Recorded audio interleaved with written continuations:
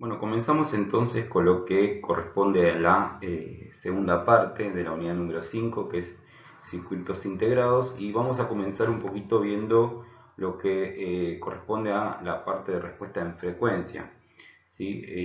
Esto lo vamos a ver tanto para amplificadores realizados con transistores bipolares, y después vamos a ver lo mismo para amplificadores realizados en base a amplificadores operacionales, ¿sí? Que fue lo que vimos en esta última unidad. Pero en principio, ¿qué se entendería por respuesta en frecuencia? Bueno, básicamente es cómo responde mi circuito, ¿sí?, a las diferentes señales, ¿sí?, que yo inyecto a mi entrada. Cuando digo diferentes señales, digo diferentes con señales que varíen su frecuencia. Entonces, ¿cómo responde mi circuito, ¿sí?, ante esa variante? O sea, vamos a ver de que no todos los amplificadores, ¿sí?, pueden soportar o bien se pueden comportar de la misma manera con señales de diferentes frecuencias, ¿sí? Por lo general, este límite, vamos a ver que ocurre sobre todo, es más notorio en altas frecuencias, ¿sí? Pero también ocurre a muy bajas frecuencias. Entonces, ¿esto qué significa? Significa que nosotros, por ejemplo, cuando vimos la parte de amplificadores bipolares, ¿sí? Evidentemente la señal que estábamos poniendo, colocando a la entrada, tenía, ¿sí?, una amplitud pico a pico, y también tenía una frecuencia, que por lo general era frecuencia, una zona de frecuencia, frecuencias medias, frecuencias que rondaban alrededor de los kilohertz, que estas frecuencias,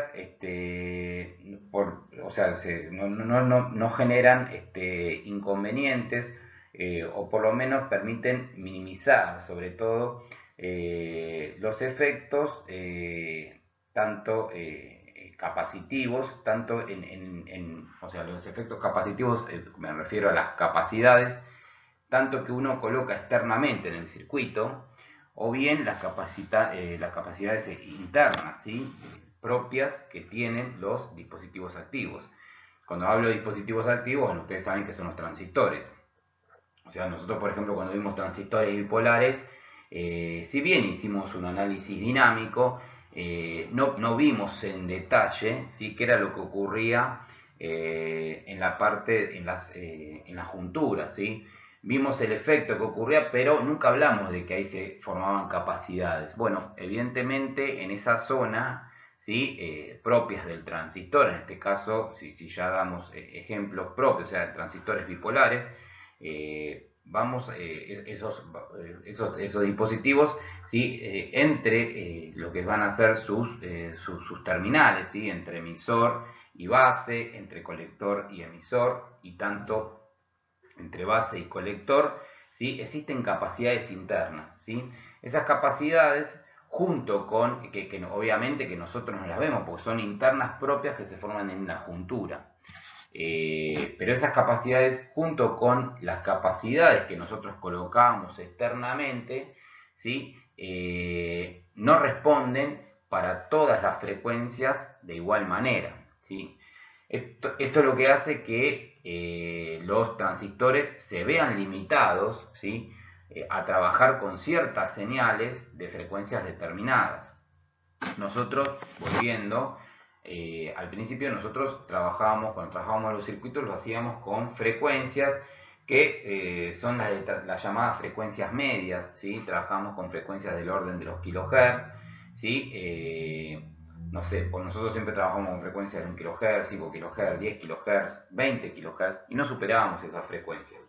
Ahora, a medida que uno, ¿sí?, va queriendo amplificar señales de frecuencias más elevadas, bueno, no todos los transistores están preparados para soportar o amplificar ese tipo de frecuencias tan elevadas.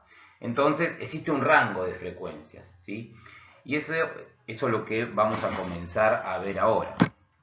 Por ejemplo, si ya, como venimos haciendo en detalle, lo que es centrándonos ya en lo que son los transistores bipolares, y recordando un poco cómo se comportaban las capacidades de los transistores bipolares, recuerden ustedes que reactancia capacitiva en sí respondía a esta ecuación que figura acá, ¿no? XC es igual a 1 sobre 2pi por la frecuencia por el valor de la capacidad. Esta es la reactancia capacitiva que nosotros ya de alguna forma habíamos visto. Ahora, ¿cómo se comporta esta capacidad, ¿sí?, a medida que la frecuencia que nosotros estamos inyectando a la entrada, ¿sí?, comienza a elevar o bien es muy baja? Bueno, fíjense ustedes que si yo digo, bueno, ¿qué pasa si esta frecuencia se acerca prácticamente al valor, no al valor de, o sea, a medida que se va acercando al valor de continua, evidentemente, ¿sí?, la reactancia capacitiva, recuerden ustedes que se comportaba básicamente como un circuito abierto, ¿no? Porque al ser la frecuencia esta tan pero tan chica, casi tendiendo a cero, en realidad en continua la frecuencia esta es cero, por lo tanto la reactancia capacitiva, ¿sí?, se comportaba como un circuito abierto por una resistencia muy chica. Ahora, si uno ya empieza a jugar un poquito con valores un poco más exactos y pone una frecuencia chica, como por ejemplo, qué sé yo, 10, 15, 20 Hz acá abajo, que son frecuencias muy pero muy chicas. Recuerden ustedes que la frecuencia que teníamos en la red de realimentación era de 50 Hz, es una frecuencia muy chica. Ahora, fíjense, si ustedes ponen una frecuencia inferior a esa y la multiplican por el valor de los capacitores que nosotros utilizábamos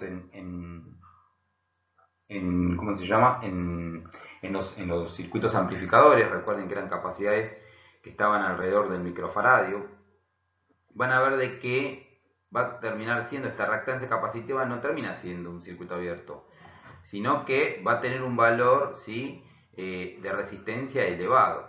Ese valor de resistencia elevado, de alguna forma, se comporta o se va a comportar o va a alterar el comportamiento propio del circuito, porque evidentemente van a ser resistencias de valor elevado que van a aparecer en el circuito, las cuales nosotros antes las considerábamos como, por ejemplo, circuitos abiertos. Bueno, evidentemente entonces, circuitos abiertos o cortocircuitos.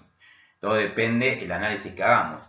Si uno hace un análisis dinámico, y coloca y tiene en cuenta la señal de la frecuencia de entrada, bueno, evidentemente, ¿sí?, esto que antes era un cortocircuito, ahora no va a ser un cortocircuito, sino que va a ser un valor de reactancia por lo general, ¿sí?, de un valor considerado. Entonces, eso de alguna forma, como les digo, altera al comportamiento del circuito en sí. ¿Por qué? Porque se puede poner en serie, en paralelo con las diferentes resistencias, ¿sí?, que conformaban, por ejemplo, una etapa de emisor común. Entonces, eso es lo que va a ocurrir, por ejemplo, a baja frecuencia. ¿Qué significa eso? Que si yo estoy inyectando, ¿sí?, una frecuencia, una señal de frecuencia muy baja, ¿sí?, evidentemente el capacitor se va a empezar a comportar como de una resistencia de elevado valor. Eso hará que, de alguna manera, la ganancia, ¿sí?, tienda a reducirse, ¿sí? Es decir, que nosotros, si teníamos o si nosotros consideramos una ganancia estándar, recuerden ustedes que la ganancia relacionaba la tensión de salida con respecto a la tensión de entrada. Por eso acá pueden ver un gráfico donde vamos a representar la ganancia AB, ¿sí?, en veces, recuerden que era dimensional esto, respecto a la frecuencia. Nosotros solamente habíamos visto la ganancia para un valor de frecuencia determinado, que era la señal de entrada única, como por ejemplo una señal de 5 kHz. Ahora, ¿qué pasa si la señal esa que yo estoy ingresando es una frecuencia muy chica? Bueno, fíjense que si es una frecuencia muy chica, yo estaría en esta zona de acá. ¿Sí? Bueno, en esta zona de acá, fíjense que las reactancias capacitivas con frecuencias chicas, no con frecuencias cero, sino con frecuencias chicas, y de alguna manera recordando un poco el valor de estos capacitores que rondaban el valor de alrededor de un microfaradio, 100 microfaradios a veces, que era me acuerdo, la capacidad que utilizábamos en paralelo con el resistor de emisor. ¿Cómo se va a comportar? Bueno, evidentemente se van a comportar como valores de resistencias elevados, ¿sí? Entonces, ese valor de resistencia va a hacer de alguna forma que la ganancia tienda a elevarse, a disminuir. Por lo tanto, verán ustedes cómo acá, si yo me fijo en frecuencias bajas, evidentemente la ganancia no se va a ver reducida, ¿sí? Nosotros cuando trabajamos, fíjense que acá se ve, ¿no? La curva es ganancia respecto a frecuencia. Cuando nosotros trabajamos en frecuencias medias, que eran alrededor de los kilohertz, ¿sí? Evidentemente estábamos en esta zona de acá, donde la ganancia era la ganancia B y era la ganancia que nosotros consideramos ganancia máxima, que era esta zona donde la ganancia se encuentra plana y no varía, ¿sí? Ahora, ¿qué pasa si yo reduzco la ganancia? Bueno, a medida que yo voy reduciendo, si reduzco la ganancia, si reduzco la frecuencia, evidentemente, ¿sí? De alguna forma esa ganancia se ve reducida por el propio efecto que aparece en los capacitores externos, ¿sí? Que nosotros estábamos colocando en el circuito. Harán que esa ganancia se vea reducida. Por eso acá ustedes ven una curva que a medida que la frecuencia es casi tendiendo a cero, ahí no tendrán ganancia, y a medida que va aumentando la frecuencia, evidentemente para frecuencias siempre bajas, ¿sí? Van a ver entonces de que la ganancia se va a ver reducida. Y fíjense que esto ocurre a bajas frecuencias. Ahora, ¿qué va a pasar a medida que yo aumento la frecuencia? Bueno, a medida que yo voy aumentando la frecuencia, ¿sí? Evidentemente, fíjense que yo voy, supónganse que yo estoy en 5 kHz, estoy en un punto por acá. Aumento la frecuencia de entrada, me voy a mover, me voy a mover. La ganancia sigue siendo la misma, la máxima, sigue siendo la misma, pero llega un punto en el cual la frecuencia se elevó a un valor tal que la ganancia comienza a bajar, ¿sí? ¿Sí? Va a pasar algo similar que lo que pasaba a frecuencias bajas, pero a frecuencias altas. ¿Y por qué va a pasar eso a frecuencias altas también? Bueno, evidentemente en frecuencias altas lo que va a importar van a ser, como les dije, los capacitores, pero los que están colocados o los que están implícitos dentro de los transistores, ¿sí? Son capacidades que pueden estar, por ejemplo, entre el colector y la base, o bien entre la base y el emisor, o bien entre el colector y el emisor. Esas capacidades que son internas a cada uno de los transistores, que nosotros en ningún momento hablamos de ellas, bueno, existen esas capacidades, ¿sí? Y esas capacidades de alguna manera a frecuencias más elevadas, ¿sí? Comienzan a molestar. ¿Y por qué empiezan a molestar a frecuencias elevadas esas capacidades? Bueno, porque evidentemente esas capacidades son de valores muy, pero muy chicos, ¿sí? Del orden de los picofaradios, que es por 10 a la menos 12. O bien, depende del tipo de transistor. Nosotros en este caso estamos hablando de transistores bipolares. Cuando hablamos de transistores bipolares, bueno, van a estar alrededor de los picofaradios y tal vez femtofaradios, ¿sí? Que es por 10 a la menos 15. Si vamos a hablar de los FET, sí, van a ser ya mucho más chicas todavía. Pero en este caso nos concentramos en principio con los transistores bipolares. Entonces, ¿qué va a pasar? Bueno, evidentemente va a haber un valor de frecuencia para el cual esa capacidad, de alguna manera que en principio no se tenía en cuenta, ¿sí? Porque se comportaba prácticamente como con capacidades tan chicas, ¿sí? No tenían de alguna manera importancia, ¿sí? Ahora, evidentemente cuando las frecuencias empiecen a aumentar, el valor de frecuencia se va a compensar con el valor del capacitor, por lo tanto hará que la reactancia capacitiva en valores de ohms, ¿sí? Sea importante. Y eso hará que la ganancia de alguna manera va a pasar lo mismo, ¿no? Van a aparecer valores resistivos, qué sé yo, por ejemplo, entre el colector y el emisor, lo que hará que de alguna manera esta resistencia que aparece, si bien, o sea, está, nosotros no la vemos, ¿sí? Es una resistencia que prácticamente quede implícita dentro de la juntura. Bueno, esto hará de que las ganancias, ¿sí? También disminuya a frecuencias elevadas. Quiere decir que de alguna manera todo este efecto se produce por efectos pura y exclusivamente capacitivos, ¿sí? A bajas frecuencias es debido a los capacitores que nosotros colocamos en el circuito, ¿sí? Por ejemplo, si nosotros tendríamos un emisor común, recuerden ustedes que teníamos un capacitor que de alguna manera desacoplaba el generador con la señal que entraba a la base del transistor, después teníamos un capacitor también que se acoplaba con respecto a la resistencia del emisor, y después teníamos un capacitor también en serie con la carga. ¿Se acuerdan de eso? Bueno, esos capacitores, a medida que las frecuencias son más bajas, van a tener importancia y por lo tanto harán que de alguna manera la ganancia se vea reducida.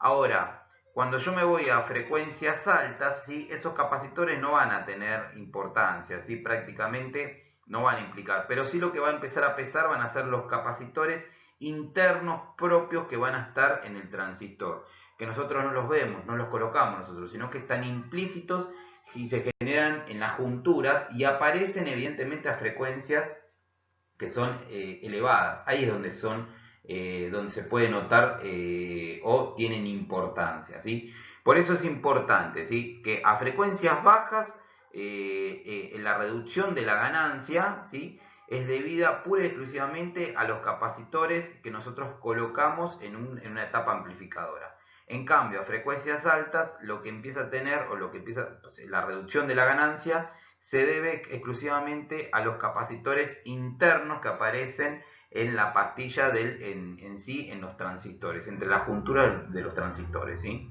Eso es importante que reconozcan esa diferencia, ¿sí? Eso por un lado. Ahora, por otro lado, yo acá no lo dije, pero fíjense que hay unos límites que se marcaron, como frecuencia de corte inferior y frecuencia de corte superior, ¿sí?, FCI y FCS. Y queda definido de alguna manera en la frecuencia de corte superior y la frecuencia de corte inferior el ancho de banda. Ahí es donde aparece el ancho de banda. ¿Por qué aparece el ancho de banda? Fíjense que el ancho de banda de alguna manera queda definido como la resta, ¿sí?, entre la frecuencia de corte superior y la frecuencia de corte inferior. Fíjense, el ancho de banda se va a medir en Hz, al igual que las frecuencias, porque fíjense que estoy relacionando dos frecuencias.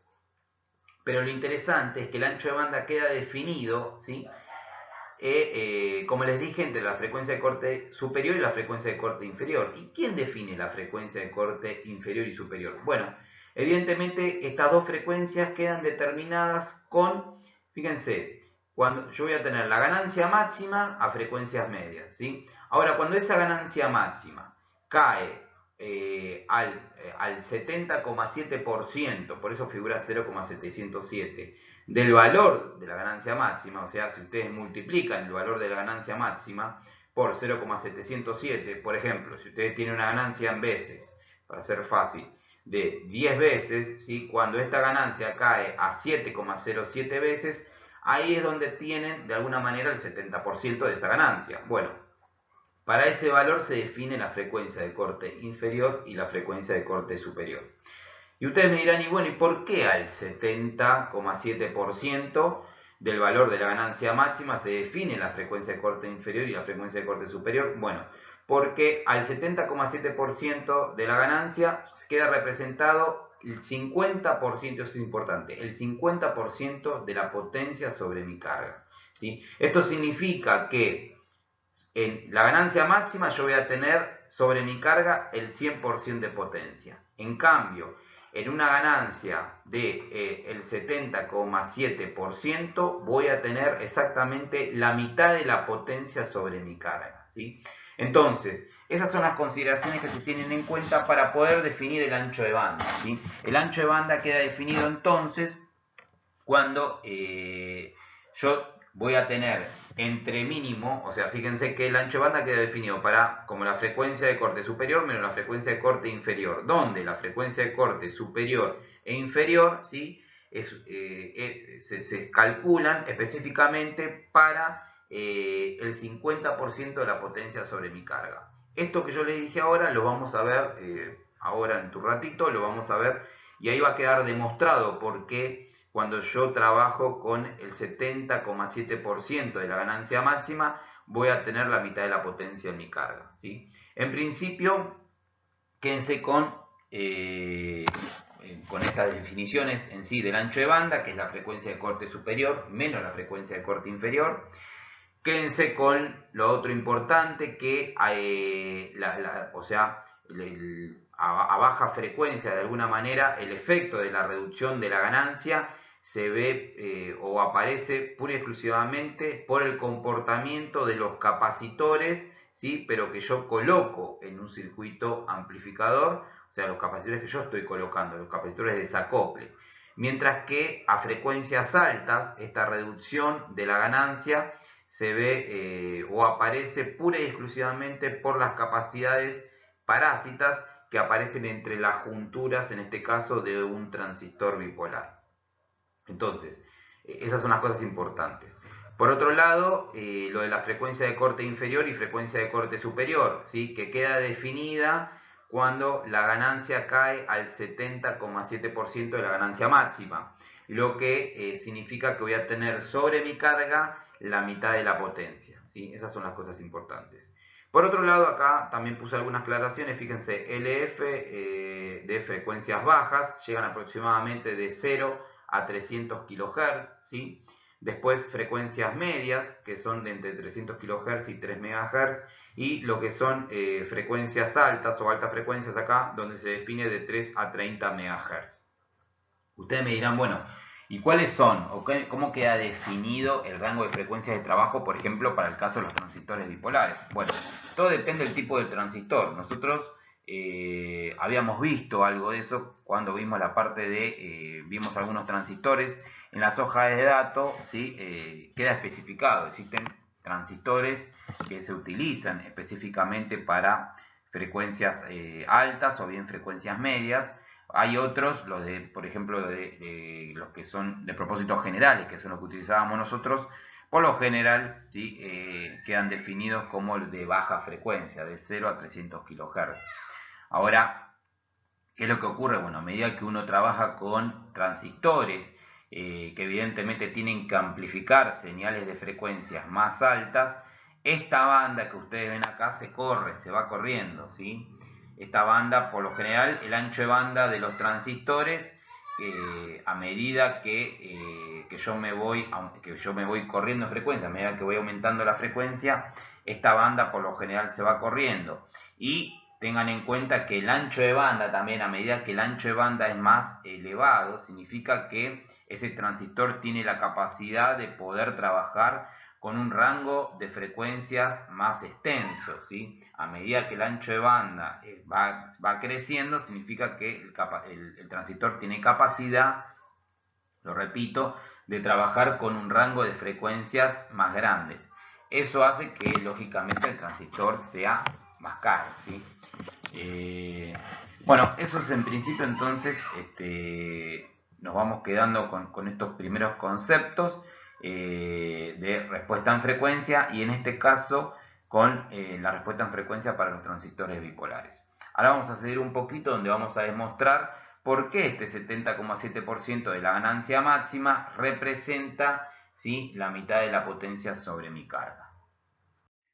Bueno, vamos a ver entonces un poquito la demostración que les decía antes de alguna manera los límites de la frecuencia de corte, la frecuencia de corte inferior y la frecuencia de corte superior. Fíjense que acá lo escribimos, ¿no? Quedan determinados por el 70,7% de la ganancia máxima que se obtiene a frecuencias medias, ¿sí? Esto va a ocurrir siempre. Y este nivel, ¿sí?, de 0,707 queda impuesto porque representa la mitad de la potencia máxima que se obtiene a frecuencias medias. Ahora, ¿cómo se demuestra esto? Bueno, fíjense, vamos a llamar PO, fíjense que dice PO, a la potencia de salida, ¿sí?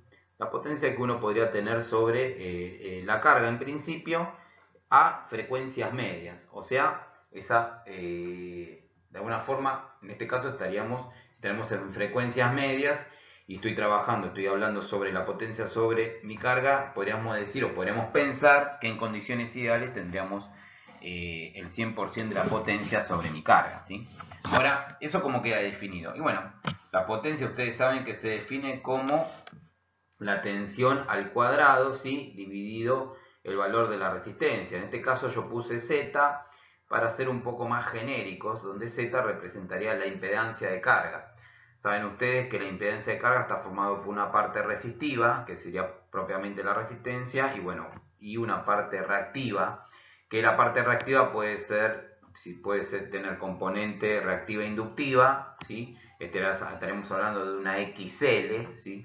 O podría ser reactiva capacitiva, estaremos hablando de una XC, o sea, de una reactancia capacitiva. Pero en principio nos quedamos con el valor de Z, decimos una impedancia, ¿sí? Y no especificamos, ¿sí?, cuán reactiva es, sino que nos quedamos con el valor de esa impedancia.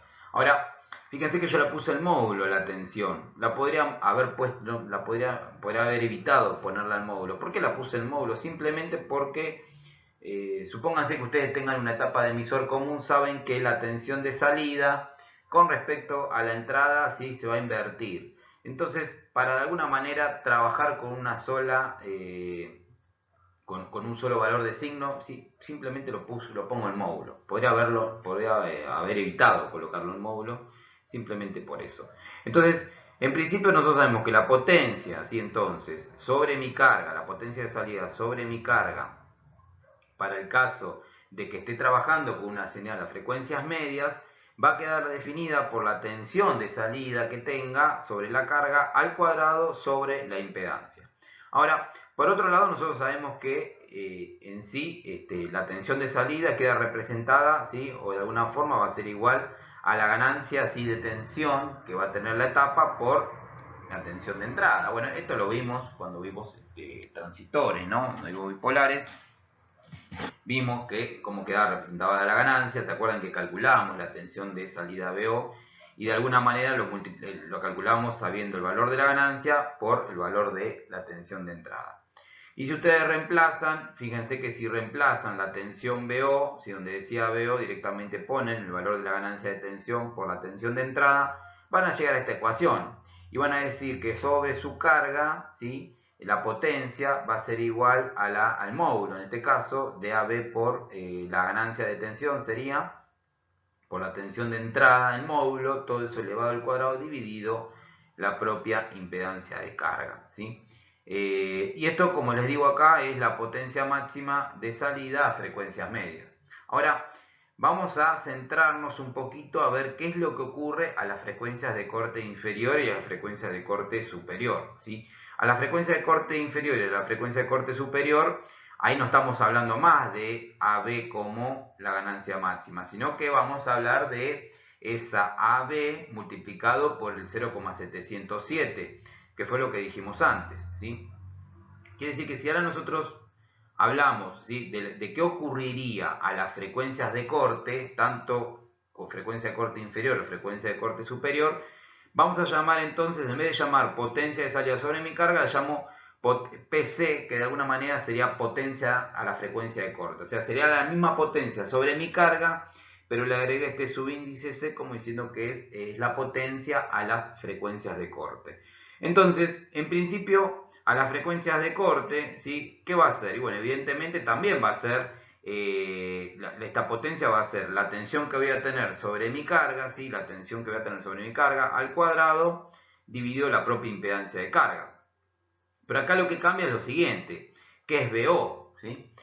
¿Cómo queda definido BO? Y bueno, la frecuencia de corte, la tensión de salida BO, ¿qué termina siendo? Termina siendo la ganancia máxima AB, pero multiplicado por 0,707, ¿sí? Porque estamos trabajando a la frecuencia de corte, ¿sí? Esto capaz que se van a guiar un poquito, ¿sí?, en principio con la curva anterior que dibujamos, ¿no? Donde de alguna forma quedaba...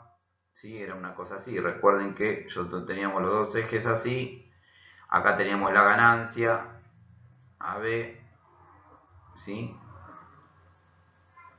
Y dijimos que esto se quedaba representado de esta forma. Iba así subiendo. Y ahí bajaba, una cosa así. A este valor, ¿sí?, que era más o menos la mitad de la potencia. A ver si lo hago.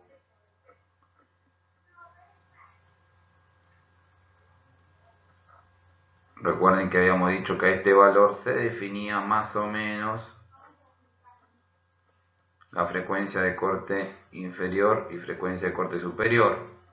Vamos a seguir con el ejecito este acá. Esto era frecuencia, recuerden. Uy, bueno, me salió medio. Y quedaba representado entonces, encuelgo el puntero, la frecuencia de corte inferior, ¿sí? Y la frecuencia de corte superior. A ese valor de frecuencias, evidentemente la ganancia no iba a ser la ganancia máxima, sino que iba a ser la ganancia máxima multiplicado por 0,707, que representaba, recuerdan ustedes que dijimos que era el 70,7% de la ganancia máxima. Entonces lo que hacemos acá es hacer eso, simplemente donde decía ganancia máxima, ahora ponemos la ganancia máxima pero multiplicado por 0,707, que sería a las frecuencias de corte, multiplicado por la tensión de entrada BI, ¿sí? Quiere decir que veo que sería la ganancia máxima, ¿sí? Por 0,707 multiplicado por BI. Simplemente si reemplazamos, hacemos igual que antes, ¿sí? Fíjense que donde decía BO pongo AB por 0,707 por la tensión de entrada BI, todo eso el módulo y al cuadrado, dividido Z, que era la impedancia de carga. Entonces, ahora acá empieza el detalle, ¿no? Fíjense, si yo acá distribuyo esta potencia, ¿sí? Esta potencia acá al cuadrado, fíjense que me va a quedar, yo digo, bueno, AB por 0,707, ¿sí? ¿A qué es igual AB por 0,707? Y bueno, ¿qué es 1 sobre 0,707? Lo mismo que poner o escribir 1 sobre raíz de 2, ¿no? Acá está un poco escrito, ¿no? Fíjense que esto que yo puse acá, mejor esto es, vamos a ponerlo con el resaltador mejor, y con un color, un verdecito. Fíjense, este 0,707 que figura acá, termina siendo igual a 1 sobre raíz de 2, ¿no? Esto, no raíz de 2, 1 sobre raíz de 2, fíjense. 0,707 es igual a 1 sobre raíz de 2. Entonces, eso fue lo que hice de alguna manera acá, ¿no? Si yo reemplazo eso, ¿sí? En vez de escribir 0,707 pongo 1 sobre raíz de 2 por directamente AB. Entonces, esperen un cachito. Entonces, fíjense que 1 sobre raíz de 2, ¿sí? Reemplacé, sería 1 sobre raíz de 2 al cuadrado, o sea, es que lo mismo que escribir 0,707 al cuadrado. Después al lado pongo, fíjense, donde decía AB por BI, ¿sí? Eso lo dejo al cuadrado, igual, lo respeto, AB por BI al cuadrado, divido la impedancia de carga. Y acá aparece, fíjense que 1 sobre raíz de 2, háganlo al cuadrado, termina siendo igual a un medio. Bueno, evidentemente, esto se distribuye en la potencia en el numerador y denominador, van a ver entonces que acá aparece este 1 medio. Y este 1 medio de alguna manera queda representado por qué. Y bueno, ¿qué era esto? Esto que estaba, bueno, lo pongo con él. Esto que está acá, ¿qué era? Esto que está acá es P0, ¿sí? Termina siendo esto que está acá arriba. ¿Qué era P0? Y bueno, P0 dijimos que era la potencia máxima a frecuencias medias. Quiere decir que será, de alguna manera, la potencia, ¿sí? A las frecuencias de corte, ¿a qué va a terminar siendo igual? La potencia a la frecuencia de corte va a terminar siendo, ¿sí? Esta potencia de salida, ¿sí? que resultó ser a frecuencias medias, dividido 2, ¿sí? Que era lo que habíamos dicho en principio. ¿Qué es lo que va a pasar entonces? Y bueno, evidentemente la frecuencia de corte inferior y frecuencia de corte superior queda definida, ¿sí? Cuando se tiene sobre la carga la mitad de la potencia. Por eso, la mitad de la potencia máxima, ¿sí? O la mitad de la potencia que se tendría a frecuencias medias, ¿sí? Que a frecuencias medias se supone que uno tiene la frecuencia máxima, la potencia máxima. ¿Por qué uno supone que a frecuencias medias tiene la potencia máxima? Y bueno, porque a esas frecuencias propias de trabajo que tenga el transistor para la cual está diseñado, se supone que él se va a comportar de la mejor manera, ¿sí? Y el circuito que tenga asociado, lo mismo. Por lo tanto, uno supone que bajo condiciones ideales, ¿sí? La potencia máxima la va a tener a la frecuencia de trabajo, ¿sí? A las frecuencias que llamamos frecuencias medias. Ahora, evidentemente, si yo quiero, o de alguna manera, justificar lo que fue lo que quisimos hacer en este caso, ¿qué era lo que representaba, ¿sí? La frecuencia de corte inferior y la frecuencia de corte superior? Bueno, representaba el 70,7% o quedaba igualado en 70,7% o se definía como al 70,7% de la ganancia máxima. ¿Y por qué al 70,7%? Y bueno, porque al 70,7% de la ganancia máxima se define, ¿sí? La mitad de la potencia sobre mi carga, ¿sí? Entonces, Bajo ese concepto aparece entonces el ancho de banda, ¿sí? Entonces uno dice de que evidentemente de alguna forma el ancho de banda queda definido, ¿sí? Por la frecuencia de corte inferior y frecuencia de corte superior, ¿sí? En un rango en el cual la potencia tenga que ser la mitad de la carga o mayor, ¿no? Porque fíjense que si bien el ancho de banda va a quedar definido en toda esta zona de acá, evidentemente, ¿qué va a pasar en el ancho de banda ese? Y bueno, en ese ancho de banda yo voy a tener sobre mi carga, ¿sí? Justo en este punto voy a tener la mitad de la potencia, en este otro punto la mitad de la potencia. Pero en esta zona de acá, bueno, voy a tener la potencia máxima, ¿sí? Entonces, por eso, de alguna forma, aparece ahí el concepto de ancho de banda y cómo queda definido, ¿sí? Bajo la frecuencia de corte inferior y la frecuencia de corte superior. Quiere decir entonces que con esto entonces podríamos decir que definimos un poco la respuesta en frecuencia de los transistores bipolares. Bueno, pasamos ahora entonces a ver un poquito lo que va a ser la respuesta en frecuencia de los amplificadores operacionales. Nosotros cuando empezamos a ver amplificadores operacionales habíamos dicho de que idealmente, ¿sí?, el ancho de banda de estos amplificadores era infinito. Y no habíamos dicho mucho más de eso, o sea, dijimos que idealmente iban a ser infinitos, que un diseñador cuando de alguna manera se encargaba de hacer el diseño de un amplificador operacional, por lo general lo que hacía era buscar un diseño para el cual el ancho de banda sea infinito. Pero también habíamos dicho de que la ganancia de un amplificador operacional a lazo abierto, ¿sí?, a lazo abierto, era infinito.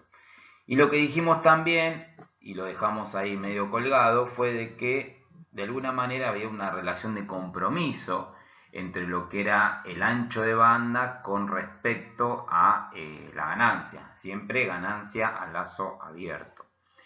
Entonces, recuerden que al amplificador operacional, ¿sí?, nosotros cerramos el lazo para poder realimentarlo. Por eso cuando hablamos en sí de su ganancia a secas, no estamos refiriendo en sí su ganancia al lazo abierto.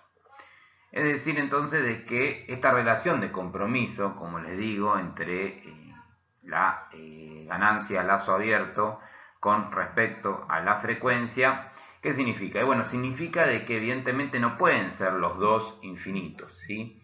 Es un imposible eso, ¿sí? Por eso lo que aparece como definición también cuando se habla de los amplificadores operacionales es el producto de ganancia por ancho de banda.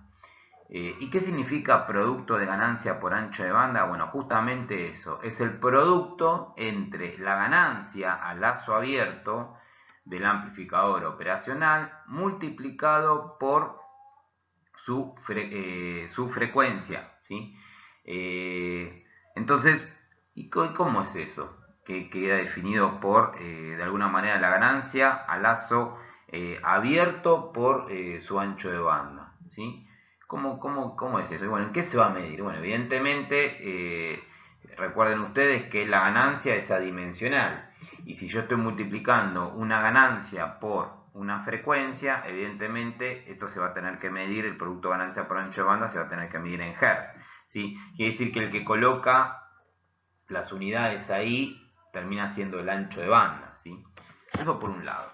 Ahora, volviendo un poco entonces a la realidad de las cosas, ¿sí? Si bien idealmente se busca de que tanto la ganancia sea infinita para un amplificador operacional como su ancho de banda, bueno, esto va a ser imposible. Y acá de alguna manera se representa cómo es la curva, ¿sí?, de ganancia respecto a la frecuencia. Fíjense que a diferencia de la ganancia en este caso respecto a la frecuencia, si la comparamos con lo que era el transistor bipolar, para el caso del transistor bipolar, acá aparecía, ¿sí?, lo ponemos en el mismo color, ya que acá hay azul, aparecía una curvita así, ¿sí? Y ahí se definía recuerden ustedes, una frecuencia de corte inferior. Esto era para el transistor bipolar, pero acá no aparece esto. Fíjense que acá directamente no hay frecuencia de corte inferior para el amplificador operacional, ¿sí? ¿Y por qué no hay frecuencia de corte inferior para el amplificador operacional? Y bueno, porque evidentemente no tengo límite de amplificación, ¿sí? ¿Esto qué significa? Que el amplificador operacional me permite amplificar señales, ¿sí?, de frecuencia cero, ¿sí? Cosa que no ocurre con un transistor, ¿sí? Un transistor no puede amplificar un nivel de continua. Un transistor bipolar no puede amplificar un nivel de continua. En cambio, un amplificador operacional sí lo puede hacer. Es decir, un bipolar no puede, ¿por qué? Porque su frecuencia de corte inferior lo impide, ¿sí? Porque a esa frecuencia, a frecuencias muy chicas, aparecen, ¿sí?, las reactancias capacitivas, o sea, el efecto de los capacitores que nosotros colocábamos externamente, empiezan a tener un efecto tal que la ganancia se me cae a cero. Eso ocurre ¿sí?, con los transistores bipolares. Pero fíjense que para el caso de los amplificadores operacionales eso no ocurre. Bueno, ¿y por qué no ocurre? Y bueno, porque como ustedes se dan cuenta, la polarización, en este caso para un transistor, para un amplificador operacional, nosotros no le hacíamos polarización. Directamente le poníamos una tensión más o menos VCC. No aparecían capacitores en el circuito, ¿sí? Nosotros no colocábamos ni capacitores de desacople, ni hacia la carga, ni tampoco a la entrada, ¿sí? Entonces, al no aparecer esto, ¿sí?, no aparecer estos capacitores que nosotros colocamos, evidentemente estos capacitores molestaban a frecuencias bajas por el valor que tenían, ¿sí?, porque eran capacitores de desacople, que están alrededor del orden de los microfaradios, ¿sí? Entonces, 1, 10, 20, 100 microfaradios, o sea, están alrededor de esos valores. Por lo tanto, y a esos valores, esos capacitores empiezan a tener peso, ¿sí?, a frecuencias bajas. Evidentemente, como en un amplificador operacional nosotros no colocamos capacitores externos, ¿sí?, es por eso que tienen de alguna manera esa característica de poder amplificar, ¿sí?, desde continua, o sea, desde señales continuas hasta, ¿sí?, señales de frecuencias, ¿sí?, evidentemente altas, ¿sí? Fíjense que sí existe un límite para el caso de las frecuencias altas. Fíjense que, al igual que antes, ¿sí?, la respuesta en frecuencia, en este caso para un amplificador operacional, ¿sí?, arranca desde frecuencia cero, aumento de la frecuencia, freno de la frecuencia, llego a las frecuencias medias, la ganancia sigue siendo máxima, pero cuando llego a un tope específico, la frecuencia empieza a caer, hasta que para el 70,7% de la ganancia máxima, defino entonces la frecuencia de corte superior, ¿sí? Entonces ahí aparece el ancho de banda, ¿sí? Fíjense que en este caso el ancho de banda de un amplificador operacional termina siendo igual a ¿quién? A la frecuencia de corte superior, es decir que en este caso el ancho de banda termina siendo igual a la frecuencia de corte superior. ¿Por qué? Y bueno, porque no hay frecuencia de corte inferior. La frecuencia de corte inferior para este caso es igual a 0, ¿sí? Por lo tanto, el ancho de banda queda definido directamente como la frecuencia de corte superior, ¿sí?, menos 0. Por eso es directamente la frecuencia de corte superior. Eso es porque, bueno, porque no tengo frecuencia de corte inferior para los amplificadores operacionales, ¿sí? Y es por eso que directamente nos manejamos con el ancho de banda. Vamos a borrar todo esto para que no... Directamente, como les digo, nos manejamos con el ancho de banda. Ahora, ¿qué ocurre? ¿Quién limita a medida que va aumentando la frecuencia? ¿Por qué empieza a caer la ganancia? Bueno, al igual que ocurría, ¿sí?, con los transistores bipolares, a frecuencias altas, ¿sí?, empiezan a aparecer efectos capacitivos propios, ¿sí?, que ocurrían, recuerden ustedes, que aparecían ahí propio en las junturas, ¿sí?, entre colector y emisor. Eso ocurría en los bipolares. ¿Y qué ocurre en las operacionales? Bueno, los operacionales están formados por muchos transistores que pueden ser de tecnología FET o pueden ser de tecnología bipolar, pero son transistores al fin, son un conjunto de transistores. Recuerden ustedes que un amplificador operacional estaba formado básicamente por 3 etapas: una etapa diferencial de la entrada, una etapa amplificadora y a la etapa una entrada adaptadora de impedancias. pero todas estas etapas están formadas por transistores, ¿sí? Quiere decir que a frecuencias altas siguen sufriendo de la misma manera, ¿sí? ¿Y de qué va a depender esta frecuencia? Y bueno, al igual que antes va a depender de los efectos, ¿sí?, que se produzcan en la juntura de los transistores. Que si son transistores bipolares, ¿sí?, las frecuencias van a ser menores, ¿sí?, va a tener menor ancho de banda el amplificador operacional. En cambio, si el amplificador operacional está realizado con transistores de efecto de campo, los transistores FET, entonces estos transistores pueden soportar frecuencias más altas, ¿sí? ¿Por qué pueden soportar frecuencias más altas? Porque las capacidades que tienen entre sus junturas son aún más chicas, ¿sí? Es decir que estos efectos empiezan a aparecer aún en frecuencias, aparecen sí, pero en frecuencias todavía más altas.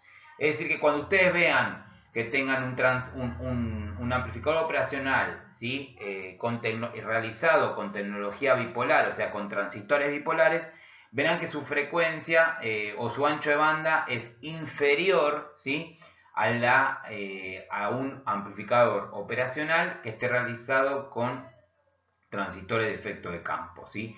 Esto significa que van a tener o van a poder amplificar, ¿sí?, señales que vayan desde continua hasta frecuencias más elevadas todavía, ¿sí? Ahí esa es una diferencia importante entre los amplificadores operacionales hechos a base de la tecnología bipolar o hechas a base de tecnología FET, ¿sí? Eso es en principio entonces cómo sería la respuesta en frecuencia desde el operacional. Ahora, nosotros cuando arrancamos, ¿sí?, a hablar sobre esto, definimos un poco de antemano el producto de ganancia por ancho de banda y dijimos que el producto de ganancia por ancho de banda terminaba haciendo eso, ¿no? Donde se multiplicaba la ganancia a lazo abierto del amplificador operacional y se la multiplicaba por el ancho de banda, ¿sí? Y eso es como se define de alguna manera el producto de ganancia por ancho de banda, ¿sí? Ahora, nosotros dijimos de que había una relación de compromiso entre la ganancia respecto al producto respecto a la ganancia respecto al ancho de banda, ¿sí? O sea, si aumentaba algo, o sea, si aumentaba el ancho de banda, entonces ¿qué debería pasar con la ganancia? Y bueno, debería disminuir. ¿Por qué? Y bueno, porque evidentemente el producto de ganancia por ancho de banda, ¿sí?, es constante, o sea, queda definido para cada amplificador operacional de acuerdo a su tecnología y de acuerdo a sus características, podrá tener mayor o menor producto de ganancia por ancho de banda. ¿Y cómo se define el producto de ganancia por ancho de banda? Bueno, esto a veces es un poco más complicado de poder explicar y sobre todo bajo estas condiciones. Pero vamos a leer un poquito lo que dice acá. Fíjense, producto de ganancia por ancho de banda. A la frecuencia para la cual la ganancia a lazo abierto, ¿sí? La ganancia a lazo abierto, me refiero, estamos hablando de operacionales, ¿sí?, es igual a 1, qué raro, ¿cómo la ganancia a lazo abierto igual a 1? ¿No era que tendía infinito? Sí, tendía infinito, y eso era como quedaba diseñado, como el diseñador de un operacional era lo que buscaba siempre, que la ganancia a lazo abierto sea infinito. Pero esto no es posible a todas las frecuencias. ¿Qué significa? Que a medida que yo voy aumentando la frecuencia, la ganancia, que puede ser muy elevada o sea, a frecuencias medias, a medida que me voy aumentando la frecuencia de la señal de entrada, esto va a disminuir. ¿Por qué? Por los propios efectos que nombramos antes, o sea, los efectos de esas capacidades parásitas que aparecen en los dispositivos activos, ¿sí? Entonces, ¿qué va a pasar? Bueno, no va a poder ser muy grande ni infinita, ¿sí? Vamos a hablar de muy grande, sobre todo porque ya estamos hablando de condiciones reales. Nosotros sabemos que el amplificador operacional tenía ganancias, por ejemplo, el LM741, que siempre damos el ejemplo, de 200.000 veces. Bueno, esa ganancia de 200.000 veces, a medida que yo aumento la frecuencia, va a empezar a disminuir, ¿sí? Entonces, por eso de alguna forma, lo que dice acá. A la frecuencia para la cual la ganancia a lazo abierto es igual a 1, significa que a una frecuencia determinada, esta ganancia, que era de 200.000 veces, se va a reducir al valor de 1. Bueno, cuando ocurre eso, es decir, cuando la ganancia a lazo abierto, ¿sí?, se iguala a 1 a una frecuencia determinada, a eso se lo llama producto de ganancia por ancho de banda, ¿sí? Y fíjense que si la ganancia a lazo abierto, ¿sí?, que se mide en veces, termina siendo igual a 1, y yo a ese valor lo estoy multiplicando por un valor de frecuencia, entonces por eso defino el producto de ganancia por ancho de banda y digo que se mide en Hz, ¿sí? Ahora, eso es en principio, de alguna manera, cuando nosotros estamos hablando de un amplificador operacional a lazo abierto. Ahora, ¿qué va a ocurrir cuando yo cierro el lazo? Bueno, cuando yo cierro el lazo, ustedes saben de que cuando nosotros cerramos el lazo, evidentemente la ganancia esa tiende a disminuir. Bueno, entonces existe una manera, de alguna forma, de poder definir cuál va a ser la frecuencia, ¿sí?, o el ancho de banda, o sea, el ancho, porque recuerden que el ancho de banda para un amplificador operacional termina siendo su frecuencia de corte superior. Entonces, de alguna manera uno puede definir cuál va a ser el ancho de banda, ¿sí?, cuál va a ser el ancho de banda o bien la frecuencia de corte superior en un amplificador realimentado, ¿sí? ¿Y cómo se hace eso? Bueno, como el producto ganancia por ancho de banda siempre va a ser de alguna manera constante, ¿sí?, simplemente por esto que dijimos acá. ¿Cómo queda definido? Queda definido cuando la ganancia a lazo abierto, ¿sí?, cuando la ganancia a lazo abierto, acá figura, ¿sí?, cuando la ganancia a lazo abierto termina siendo igual a 1. Bueno, eso va a ocurrir, esa ganancia a lazo abierto va a ser igual a 1 a una frecuencia determinada. Entonces, si yo me baso en eso, ahora pasamos a ver estas curvas que se ven acá, ¿sí? Vamos en principio con esta curva de la derecha. Fíjense que esta curva de la derecha tiene a su vez dos curvas más. Bueno, vamos a darle un poco más de bolilla a esta curva que yo estoy recorriendo ahora con el lásercito, ¿sí? Esta curva responde, ¿sí?, a una respuesta en frecuencia, ¿sí?, de lo que va a ser un amplificador operacional determinado, no importa cuál. En principio es la curva de respuesta en frecuencia, ¿sí? Respuesta en frecuencia, fíjense que si es respuesta en frecuencia significa que en este eje de ordenada yo tengo que tener ganancia. Bueno, acá voy a tener ganancia. En este caso, ganancia a lazo abierto. Acá lo pueden ver ustedes. Lo que pasa es que aparece una unidad diferente que es el dB, ¿sí? Entonces, en principio es la ganancia a lazo abierto. ¿Respecto de qué? De la frecuencia. Acá dice frequency, ¿sí?, en Hz. Ahora, evidentemente, si yo tengo acá la curva de la ganancia a lazo abierto del amplificador operacional, ¿sí?, respecto a la frecuencia, de alguna manera voy a poder determinar cuál va a ser el producto de ganancia por ancho de banda. Porque evidentemente el producto de ganancia por ancho de banda queda definido como la ganancia a lazo abierto, cuando la ganancia es igual a 1, multiplicado por el valor de la frecuencia. Ahora, como si bien esto está puesto en dB y nosotros dijimos que la ganancia a lazo abierto tiene que ser igual a 1, pero en veces. Bueno, ¿cómo se define? Bueno, una vez, sí, es decir, una vez significa que estamos hablando de 0 dB, ¿sí? Es decir, que cuando la curva esta que yo estoy marcando acá cruza o intercepta el 0, a ese valor vamos a tener entonces el producto ganancia por ancho de banda. Como se darán cuenta, acá yo puse un poco, ¿sí?, cómo se representa el dB. El dB es igual a 20 veces el logaritmo de la relación AB, ¿no?, tensión de salida respecto a tensión de entrada. Si yo estoy hablando de 0 dB, significa que voy a tener 0 dB y ustedes pasan, por ejemplo, para ver cuánto es en veces 0 dB, simplemente lo que tienen que hacer es decir, bueno, 0 dB dividido 20, le aplican el antilogaritmo, van a ver de que eso va a ser igual a 1, ¿sí? Esa igualdad, ese número 1, significa esta ganancia a lazo abierto que yo puse acá, ¿sí? Ahora, si me siguieron hasta ahí, fíjense de que evidentemente cuando yo tengo 0 dB, ¿sí?, 0 dB, que es igual a una vez, ¿sí?, voy a estar prácticamente yo acá no se llega a ver del todo, pero es aproximadamente en 400K, que son 400 kHz.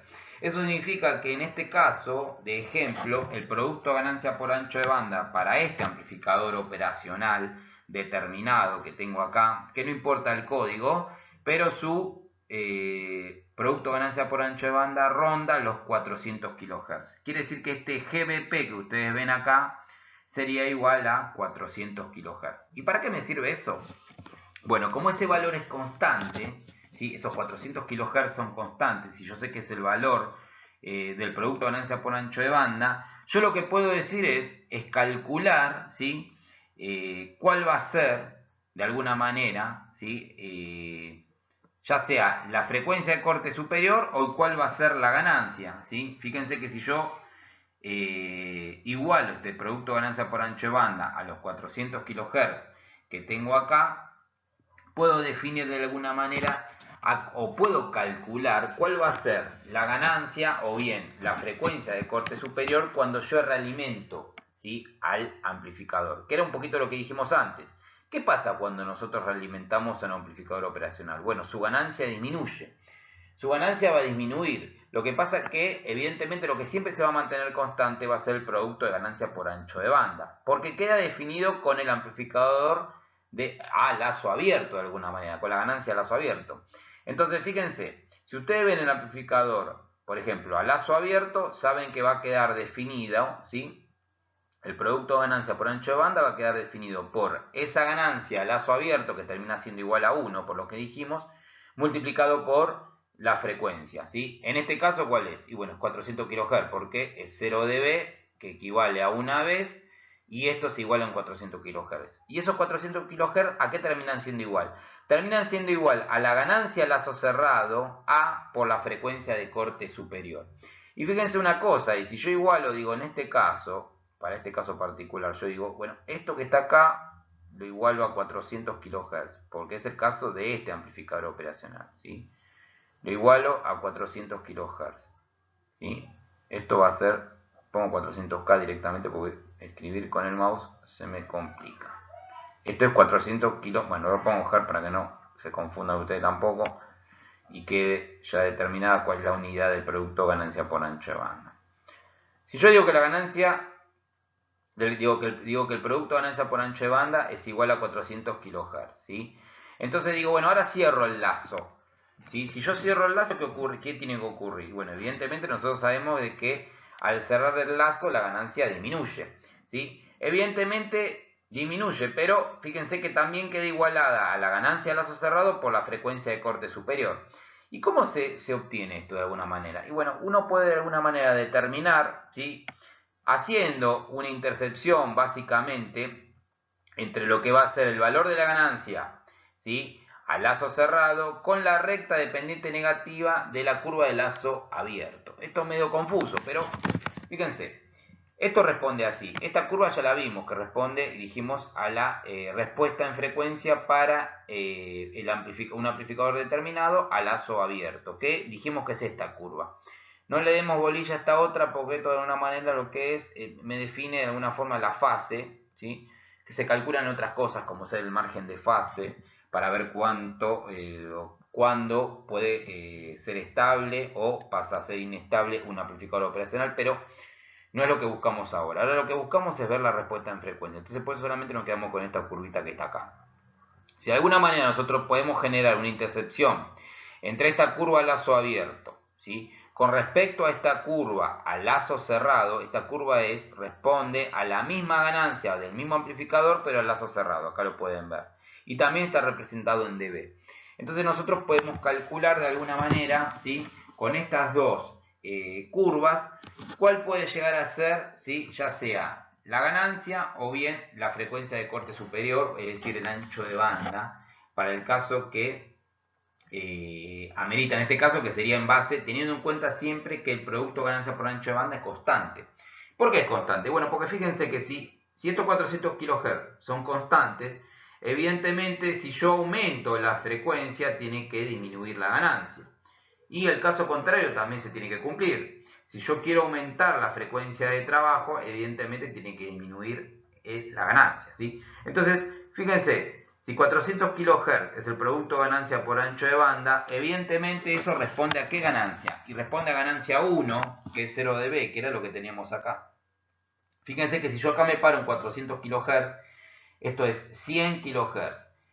La primera línea es 200, 300, la cuarta línea es 400. Acá las curvas son así, las líneas rectas que ven es así porque es una curva logarítmica, ¿sí? Está basada en logaritmo, por eso, hecha en base al logaritmo, por eso la ven de esta forma. Pero la cuarta recta que ven acá respondería a 400 kHz. Si ustedes suben por esos 400 kHz, verán que interceptan a la línea de 0 dB. 0 dB, ¿sí? Pasado a B se responde a 1. Bueno, entonces quiere decir que se cumple. Fíjense que a lazo abierto, que estoy en esta curva de la derecha, ¿qué es lo que ocurre?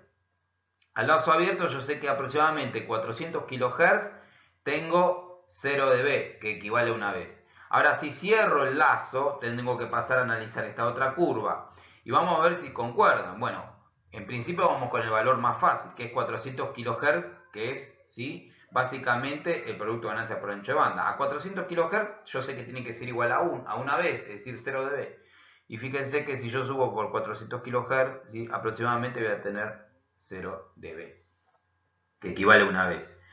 Esa es la diferencia. O sea, esto se puede medir. El producto de ganancia por ancho de banda, nosotros lo vamos a trabajar, por lo general acá lo vamos a trabajar en Hertz, ¿sí? Para de alguna manera trabajar a toda la...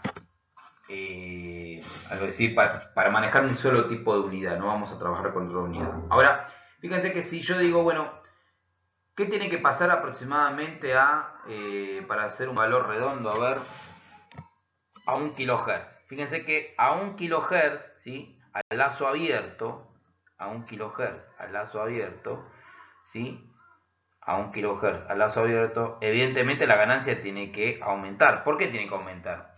Y bueno, porque a 400 kHz estoy ganando 1 en veces, ¿sí? A 1 kHz tengo que ganar mucho más. Bueno, a 1 kHz, fíjense que la ganancia aumenta y se va prácticamente a 50 dB, ¿sí? Más o menos, en realidad es un poquito más de 50 dB, porque está a la mitad. Fíjense que en 1 kHz, que sería en este punto, si ustedes suben hasta que interceptan la recta, más o menos van a estar un poquito por encima de 50 dB. Entonces vienen a esta curva de vuelta y dicen, bueno, a ver, ¿qué ocurre a 1 kHz cuando yo cierro el lazo?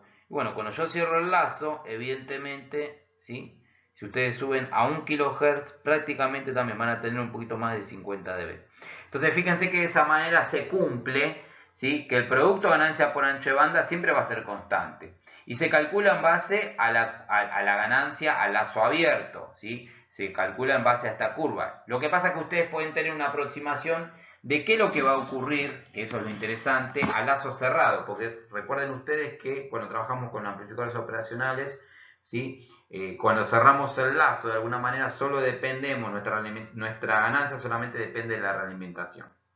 Bueno, evidentemente nosotros lo vamos a poder calcular a partir de esta curva que está acá. Entonces posiblemente en algunos ejercicios que vamos a ver después, vamos a dar un dato, por ejemplo, el producto ganancia por ancho de banda, ¿sí?, y vamos a ver cómo respondería a diferentes frecuencias o a diferentes ganancias, ¿sí?, cómo se puede calcular una cosa y la otra, ¿sí?, a medida que con el amplificador realimentado, que es lo que nos interesa. Bueno, y acá un poquito le escribí, ¿sí?, que esta relación indica que el ancho de banda, ¿sí?, aumenta en la misma proporción en que disminuye la ganancia, ¿sí?, que es lo que dijimos antes, siendo que el producto de ambas es una constante para cada amplificador operacional. Es importante, nosotros acá dimos el ejemplo con 400 kHz. Estos 400 kHz responden a un amplificador operacional típico, ¿sí? No significa que todos tengan la misma... el mismo producto de ganancia por ancho de banda, ¿sí? Esto es importante tenerlo en cuenta. Así que con esto ya terminaríamos entonces lo que es la respuesta a frecuencia, amplificadores operacionales. Nos faltaría para cerrar en amplificadores operacionales y en transistores bipolares. Para cerrar esto tendríamos que hacer algunos ejercicios y quedaría cerradito entonces este tema. Bueno, acá lo que hacemos es un cambio rotundo de lo que veníamos viendo, ¿sí? Nosotros hasta ahora veníamos viendo todo lo que era, en este caso nos centramos en la parte del concepto de realimentación, vimos los tipos de realimentaciones, después vimos el amplificador operacional, vimos la configuración del amplificador operacional Y después comenzamos este nuevo video viendo un poquito lo que era la respuesta en frecuencia. Y vimos la respuesta en frecuencia tanto de amplificadores operacionales como de transistores bipolares. Ahora lo que hacemos, decimos que es un cambio rotundo. ¿Por qué? Porque esta parte de reguladores, que es lo que nos va a interesar a nosotros, está metido en esta unidad porque evidentemente los circuitos reguladores terminan siendo circuitos integrados, ¿sí? Y estos circuitos integrados es el nombre de la unidad número 5. Entonces es por eso que de alguna forma lo que se coloca acá es, se coloca esta parte de reguladores, ¿sí? Porque sencillamente responden a ser un circuito integrado, ¿sí? Simplemente por eso. Ahora vamos a entrar entonces, por eso digo que hacemos un cambio, o sea, es como que ahora hacemos borrón y cuenta nueva. Y lo que tenemos que hacer es acordarnos, ¿sí?, de todo lo que habíamos visto en fuentes, en la unidad número 2, donde vimos fuentes y rectificadores, y tenemos que volver hasta recordar un poco todo lo que vimos hasta ahí para poder continuar, ¿sí? Eso es un poco. Lo que quiero que entiendan es, me van a decir, bueno, ¿por qué está metido esto acá? Bueno, sencillamente se mete, está armado así el programa, ¿sí? Porque lo que se quiso encerrar en circuitos integrados era una gama de circuitos integrados y, bueno, por eso mismo los circuitos reguladores vamos a ver que terminan siendo los que se utilizan hoy en día, más allá de los diodos Zener, que ustedes saben que regulan también tensión. Bueno, los circuitos reguladores son básicamente circuitos integrados, entonces es por eso que está metido acá. Ahora, recordando entonces un poquito eso de fuentes reguladas, nosotros habíamos visto que cuando teníamos una fuente de alimentación, ¿sí?, evidentemente teníamos la tensión de entrada, ¿sí?, que podría ser la tensión de red, de acuerdo a lo que figura acá sería una Bin. Después pasamos por un transformador, si es que esto era necesario, ¿sí? ¿Para qué te pasamos un transformador? Y todo depende. Si nosotros queríamos reducir la tensión de salida, o bien si la queríamos aumentar y hacer un elevador.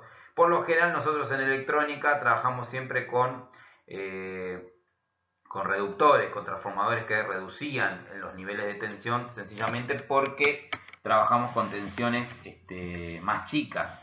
Entonces, después de colocar el transformador, pasábamos por el circuito rectificador, que podía ser cualquiera de los rectificadores que vimos, rectificador de media onda, rectificador de onda completa, y después pasábamos por un filtro, ¿sí? Pasamos por un filtro que era un filtro pasivo. Recuerden que estaba hecho en base a inductores y capacitores, o en base a capacitores solos, ¿sí?, que dijimos que eran un poco más baratos, y después directamente colocábamos la carga, ¿sí? Ahora, nosotros después a la salida del filtro vimos que la tensión salía, pero ¿se acuerdan que trabajamos con un ripple? Aparecía esa famosa tensión de ripple, donde esa tensión que hacía oscilaba entre un máximo y un mínimo. Entonces, ¿qué pasaba? Y bueno, nosotros partíamos de una tensión alterna de red, la reducíamos, luego la rectificábamos y por último, ¿sí?, a través de un filtro hacíamos que salga una tensión, pero que no era continua, ¿sí?, no era una continua pura como capaz que nosotros necesitamos, sino que era una continua variable, ¿sí? Recuerden que era una tensión que, si yo la dibujo acá, para que nos acordemos un poquito, recuerden que iba a ser una tensión que aumentaba así y después iba a quedarse en un valor, oscilaba entre un máximo y un mínimo. Está bien, esta oscilación era chica, pero no era una tensión del todo continua. Entonces, lo que buscamos ahora es que eliminar este ripple, ¿sí? Buscamos ahora eliminar este ripple ¿con qué? Bueno, colocando un regulador. Entonces, eso es lo que se busca en esta parte de esta unidad, ¿sí? Buscar, y vamos a ver diferentes tipos de reguladores, ¿sí?, de tensiones, ¿sí?, que sería la última parte para poder cerrar una fuente, ¿sí?, una fuente que quedaría cerrada entonces básicamente con eso: el transformador, el caso que sea necesario, el rectificador, la parte de filtrado, y por último el regulador, que es el que me entrega una tensión continua pura. Usted me puede decir, pero si coloco un Zener también regulo. Sí, tienen razón. Si colocan un Zener también van a regular a la tensión que ustedes quieran, ¿sí? Pero recuerden que van a regular con las limitaciones que tiene el diodo Zener. Recuerden que el diodo Zener no me puedo pasar en potencia, así que voy a tener sobre mi carga. Y esa es una de las cuestiones. Y otra de las cuestiones son las temperaturas, ¿sí? Recuerden que los diodos Zener son muy variables a la temperatura, lo que hacen que su tensión de regulación puede aumentar o disminuir en base a la temperatura a la cual está sometido. Por eso es un regulador, pero evidentemente hay que ver las condiciones, ¿sí? Bajo la cual se los utiliza, ¿no? Si uno quiere tener una tensión sumamente regulada, porque tiene que alimentar una carga que no puede someterse a variaciones de tensión, bueno, entonces uno puede de alguna forma, tiene que utilizar otro tipo de regulador, ¿sí? Ahora, si uno está regulando porque tiene que tener una tensión de referencia que no hace falta que sea muy exacta, sino que simplemente una tensión de referencia, por ejemplo, sobre un potenciómetro, porque después yo con ese potenciómetro tomo el valor de un divisor de potencial que salga propio del pote y realimento hacia un circuito, entonces capaz que después tengo una electrónica que continúa, por lo cual no es necesario tener una regulación exacta, entonces puedo colocar un Zener.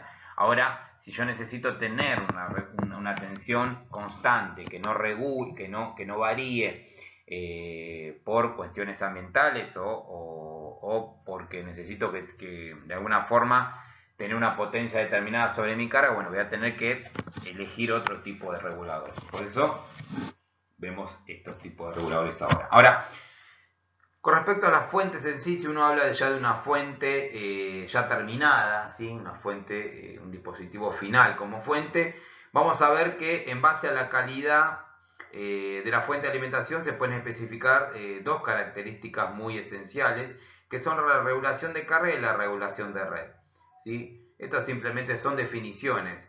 ¿Sí? La regulación de carga, bueno, como su nombre lo dice, fíjense, indica el valor máximo del cambio de la tensión de salida que se puede permitir como resultado de un cambio en el nivel de corriente que circula por la carga. O sea, ¿qué significa esto? Ustedes, por ejemplo, tienen una fuente de alimentación que, qué sé yo, de 10 volts. Dicen, bueno, esta tensión, yo tengo 10 volts siempre acá a la salida. Esto es a la salida, perfecto. Yo mido la salida, tengo 10 volts. Ahora, si yo le coloco una carga, ¿sí? Evidentemente no voy a tener 10 volts. Esta tensión va a tender a caer, ¿sí? Bueno, ¿cuánto caiga? Bueno, es lo que se llama la regulación de carga. Y mientras menos caiga la tensión esta sobre mi carga, evidentemente mejor va a ser mejores características va a ser esta fuente, ¿sí? Fíjense, ¿cómo se mide la regulación de carga? Se mide como la tensión de la fuente, ¿sí? En vacío, o sea, yo sé que en vacío voy a tener, si la fuente de 10 volts, voy a tener estos 10 volts, y después es cuando se le aplica la plena carga. ¿Cuándo es cuando se le aplica la plena carga? Y bueno, cuando lo estoy sometiendo, ¿sí? A que por mi carga circule una máxima corriente, ¿sí? Cuando yo exijo, esto ocurre por ejemplo con los motores, ¿sí?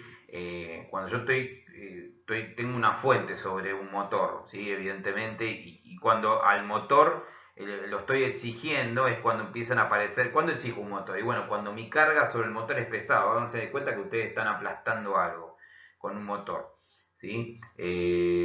Por ejemplo, ahora que estamos con el tema del COVID, ¿sí? Los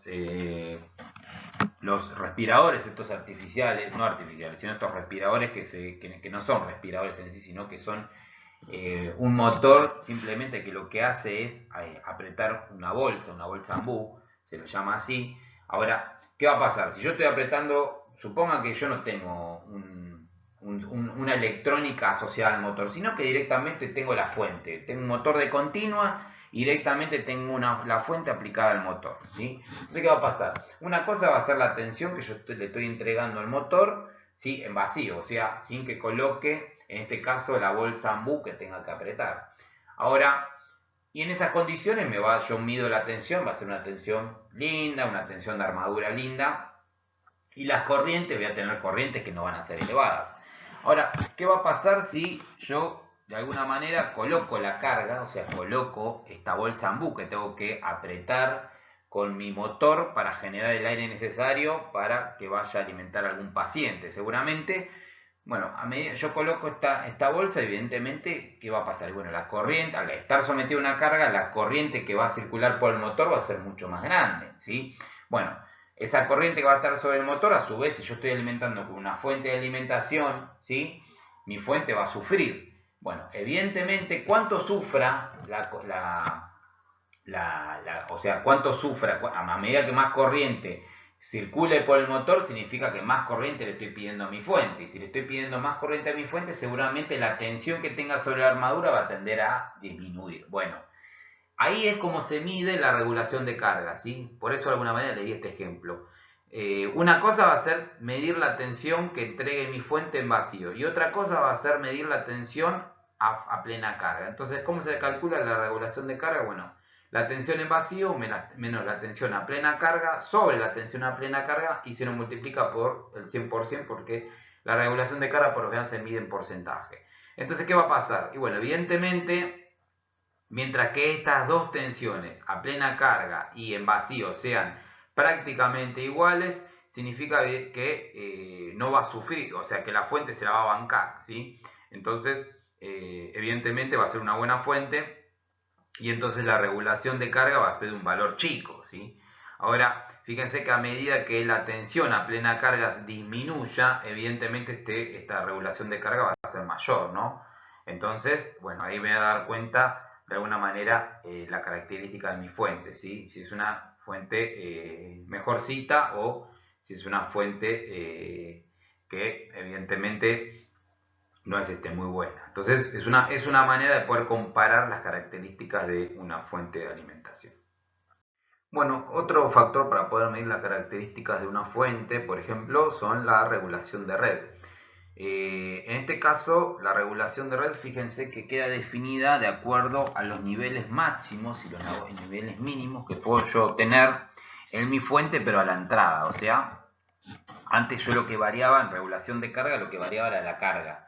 ¿Sí? Variábamos, dijimos, trabajamos con tensión en vacío y tensión a plena carga y lo que hacíamos era variar la carga de manera de hacerle circularle sobre la carga mayor corriente para ver si la fuente de alguna manera se la bancaba. Bueno, en la regulación de red es parecido el efecto, pero en vez del lado de la carga es del lado de la alimentación de la fuente. Es decir, si la fuente de alimentación, yo por ejemplo, cuando tengo una fuente de alimentación, yo seteo o sea, hagan de cuenta que tengo una fuente de alimentación de 10 volts, siempre mismo ejemplo, ¿no? Pero yo de alguna forma, yo estoy alimentando a mi fuente con una tensión de red, suponemos acá 220 volts. Ahora, mi tensión de red no es siempre 220 volts, ¿sí? Existen valores máximos y mínimos, ¿sí? Que yo puedo tener mi tensión de red. ¿Por qué? Porque puede existir picos en la red, ¿sí?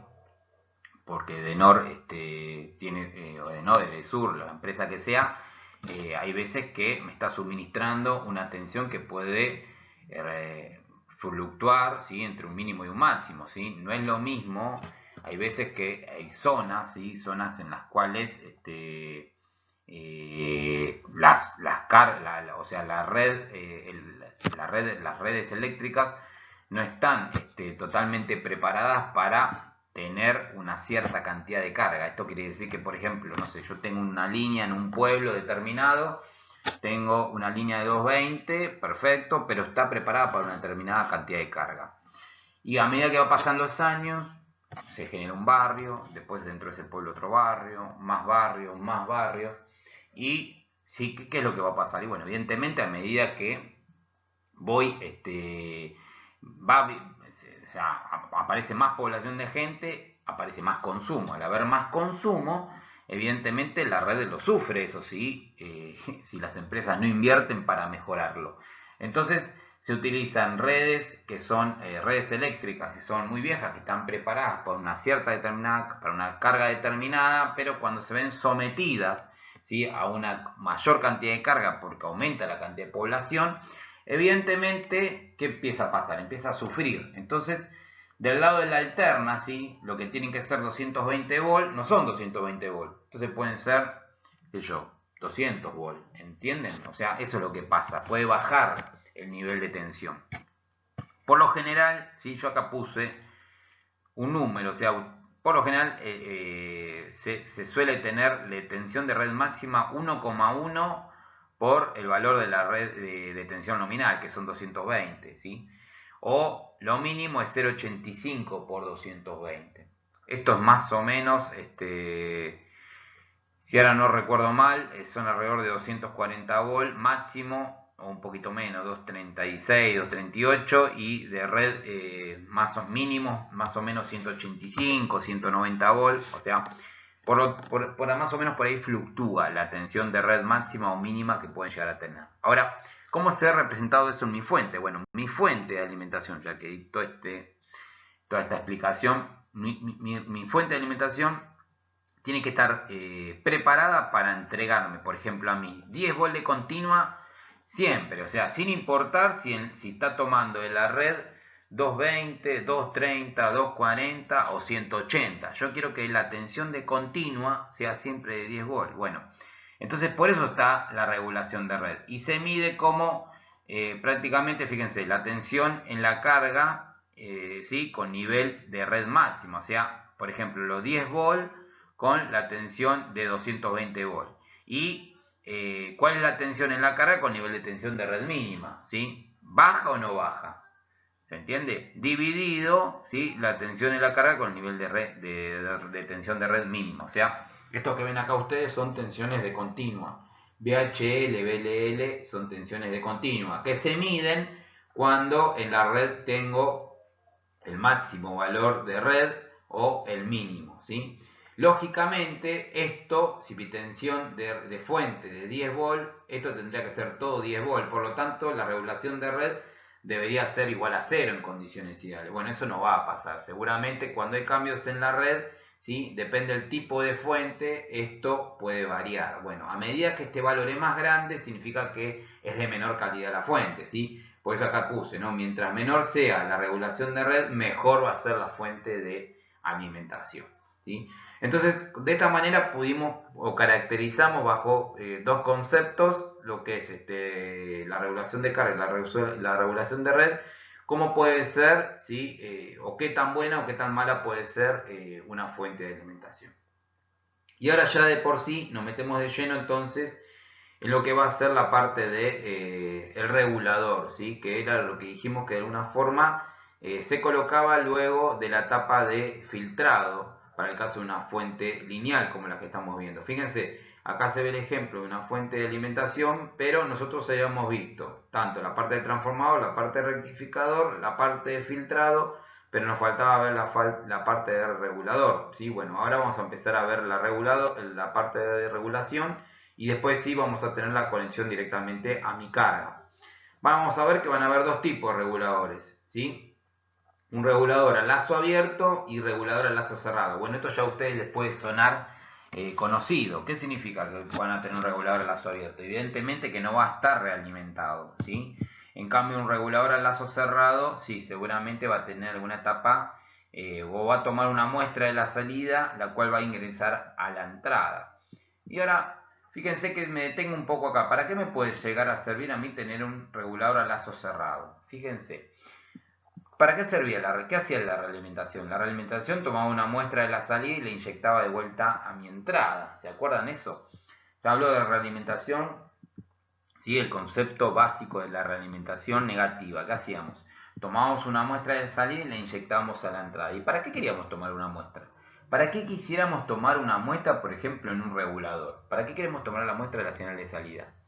Y bueno, evidentemente, ¿sí? Si yo tengo el regulador acá, yo lo que haría sería tomar una muestra constante. Hagan de cuenta que yo estoy tomando una muestra por acá, de la tensión esta BO, ¿sí? Y la estoy inyectando. Hagan de cuenta que acá tendría la electrónica y entraría el regulador. ¿Para qué voy a tomar una muestra siempre de esta tensión que tengo acá? ¿Para qué me serviría? Bueno, me serviría, por ejemplo, para ver qué ocurre con esta tensión. Yo sé que sobre mi carga tengo que tener, no sé, en forma constante 10 volt. ¿Sí? Yo digo, bueno, mira, mi regulador es de 10 volt. Quiere decir que sobre mi carga tiene que haber 10 volt constante. O sea, ya acá no tiene que haber ripple, no tiene que haber nada. Pero por alguna cuestión yo cambio la carga y mi tensión se baja o tiende a bajarse un poquito. Entonces, ¿qué va a hacer? En este caso, este regulador a lazo cerrado. Bueno, evidentemente se va a dar cuenta que la tensión esta va a caer. Entonces, le va a avisar a la electrónica que está dentro del regulador, la tensión de salida bajó. Bueno, entonces va a activar algo de manera que se aumente la tensión esa. ¿Se entiende? Eso es lo que, para eso actuaría un regulador a lazo cerrado. Lógicamente, si ustedes tienen un regulador al lazo abierto, ¿sí? No van a tener esta ventaja. Por eso los reguladores que trabajan al lazo cerrado son un poco más precisos que los reguladores al lazo abierto, ¿no?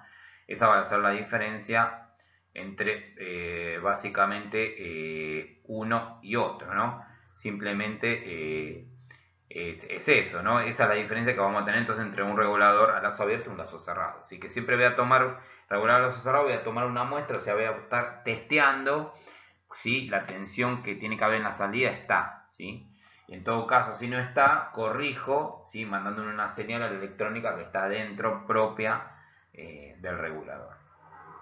Bueno, vamos a comenzar entonces viendo algunos reguladores más sencillos, ¿sí? Que son los reguladores a lazo abierto.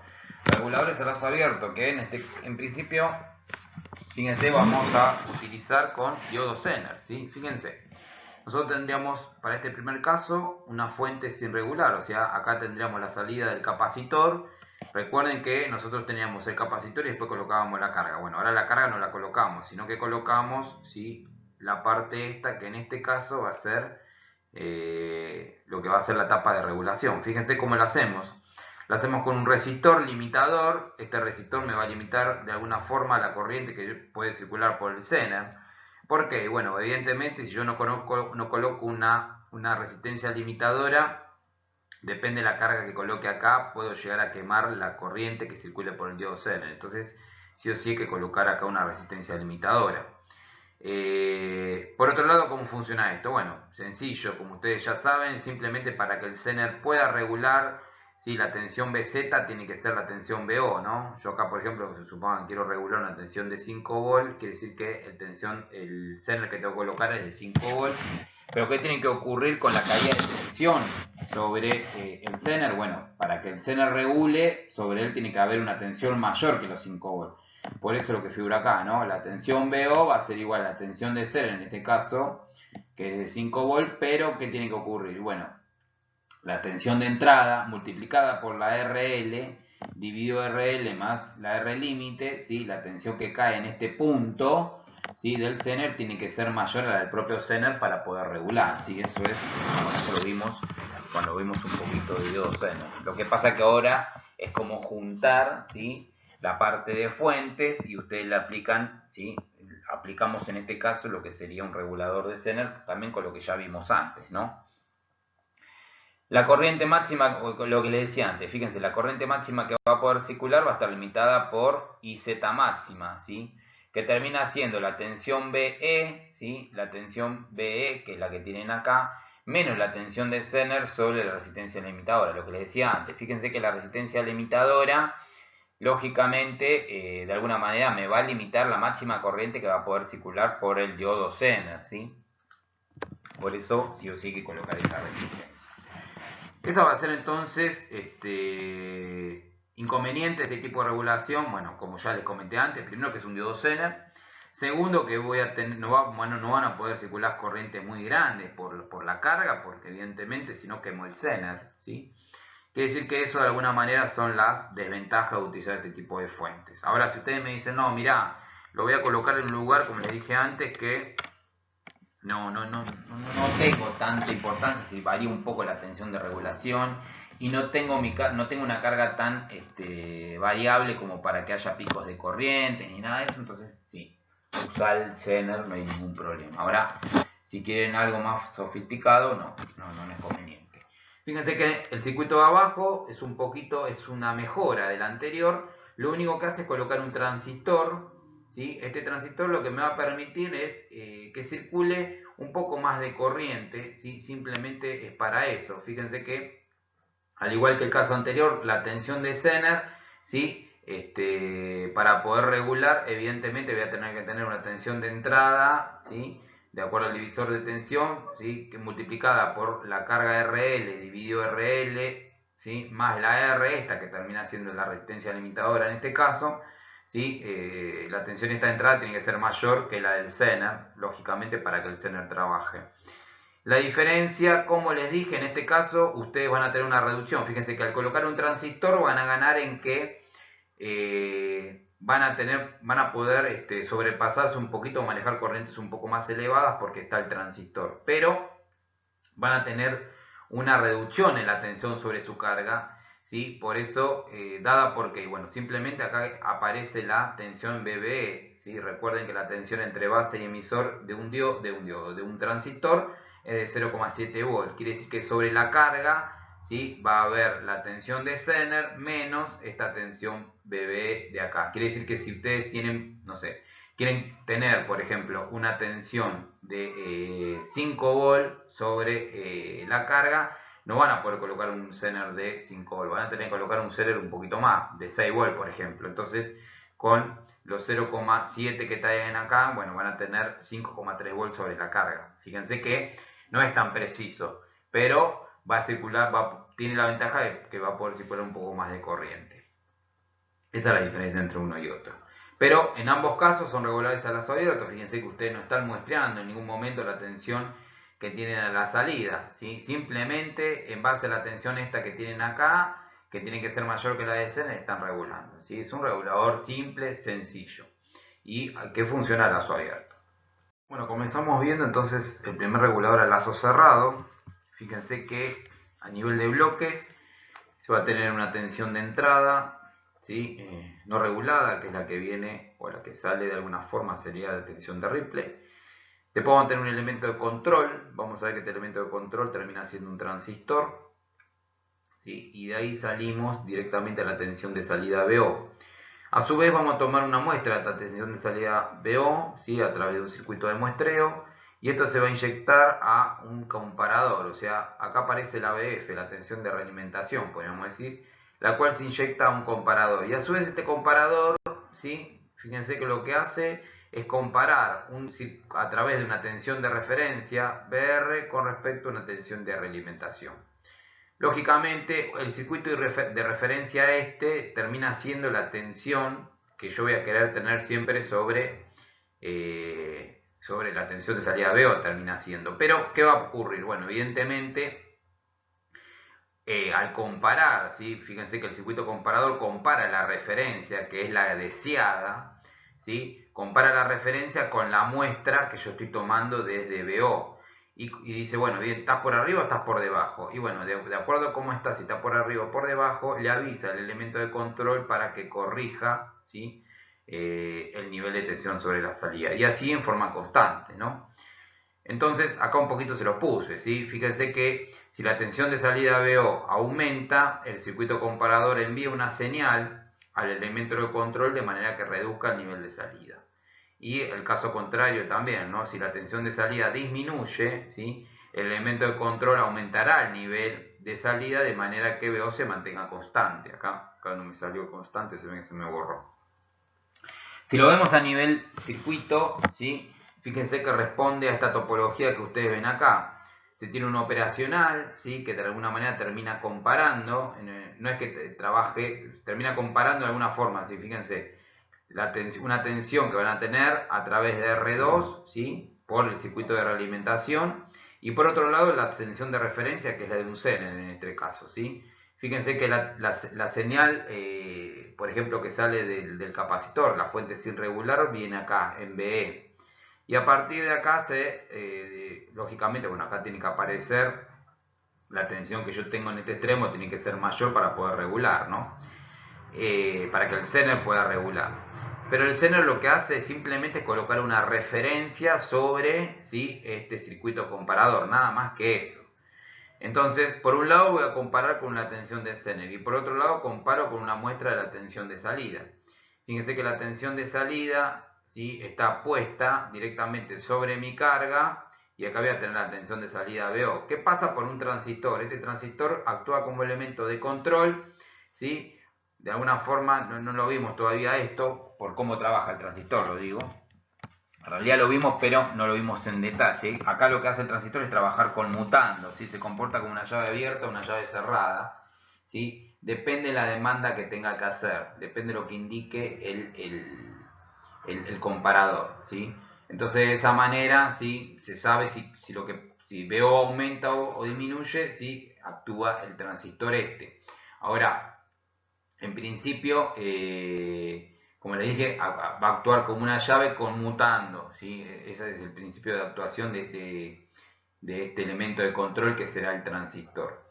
Fíjense que acá en este gráfico se ve un poquito mejor, porque acá se lo puso horizontal al comparador, pero responde un poco más al diagrama en bloques que tienen acá arriba. Fíjense que van a tener la fuente sin regular, la tensión de entrada, ¿sí? O sea, la que entraría al circuito básicamente de referencia con el diodo Zener, ¿sí? A partir de la tensión de entrada generan la tensión de referencia, que va a ser la tensión, como les dije a ustedes, que es la que ustedes quieren tener acá, ¿sí? Y por una de las entradas del comparador tienen esa señal. Por la otra entrada del comparador tienen una muestra, ¿sí? Por eso puse circuito de muestreo, una muestra de la tensión de salida. Fíjense que toman una muestra, acá entra con un divisor, pero en realidad ustedes están muestreando, ¿sí? Esta tensión BO, ¿sí?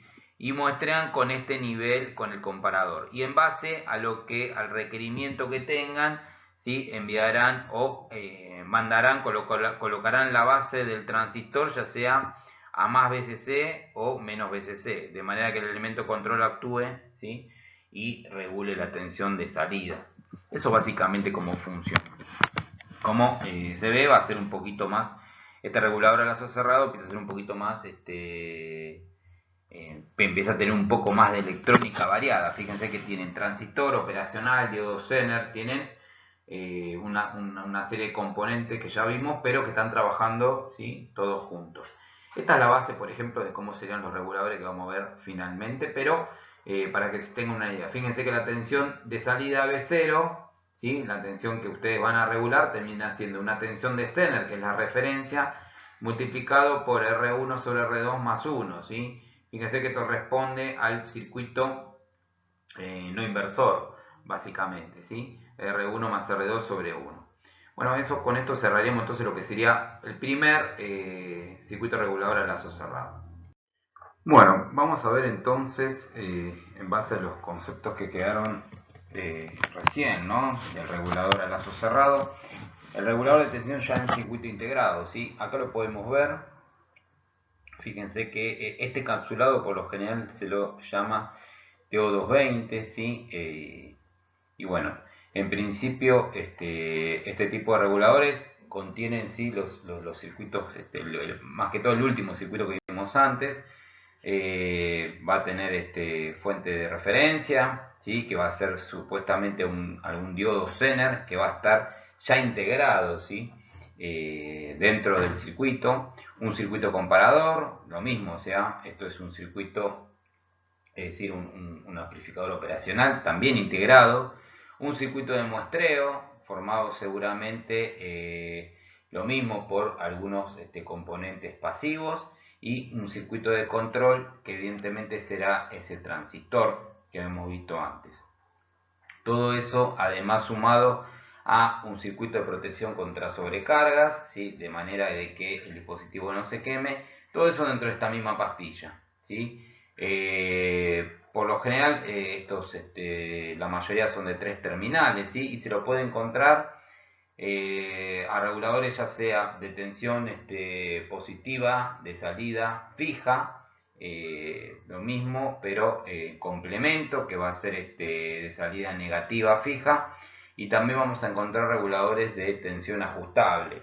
Esto significa que con algunos componentes pasivos intercambiables, externamente se puede hacer que con un único regulador se pueden obtener varias tensiones diferentes. Esto, sobre todo, bueno, ahora vamos a entrar en detalle, vamos en principio a ver los reguladores fijos y después de tensión fija, y después vamos a ver un poquito el que es de salida ajustable. Pero fíjense que en este caso de tensión fija positiva, ¿sí? Los más conocidos son los de la familia 78XX, ¿sí? Esta doble X significa básicamente cuál es la tensión de continua que ustedes van a querer regular. Por lo general, estos 78, familia 78 viene desde 3 volt hasta 24 volt, ¿sí?